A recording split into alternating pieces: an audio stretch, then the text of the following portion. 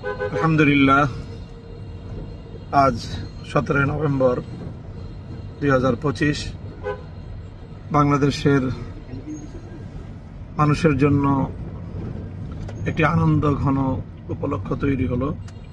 ইতিহাসের একটি অনন্য দৃষ্টান্ত স্থাপিত হলো বাংলাদেশের বিচার বিভাগে। বিগত 2024 সালের জুলাই বিপ্লবের সময় নিরীহ ছাত্র জনতা সহ দেশপ্রেমিক নিরপরাধ মানুষের উপর নির্বিচারে হত্যাযজ্ঞ পরিচালনার দায়ে ইতিহাসের বর্বরতম ঘৃণ্যতম নরঘাতক স্বৈরাচারী শেখ হাসিনাকে মৃত্যুদণ্ডের ঐতিহাসিক রায় প্রদান করেছে আন্তর্জাতিক অপরাধ ট্রাইব্যুনাল।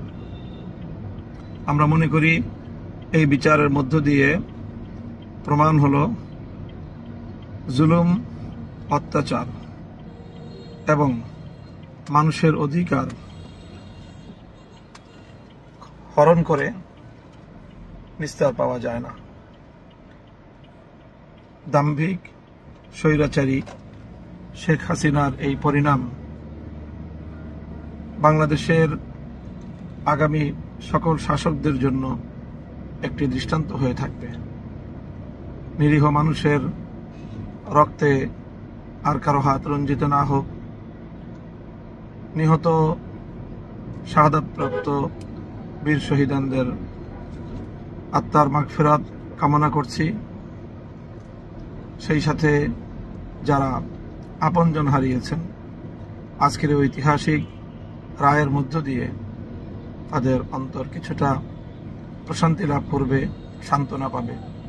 যারা জীবনের তরে পঙ্গুত্ব বরণ করেছেন, তারা একটি সান্ত্বনা নিয়ে জীবনের অবশিষ্ট সময়টুকু অতিবাহিত করতে পারবে।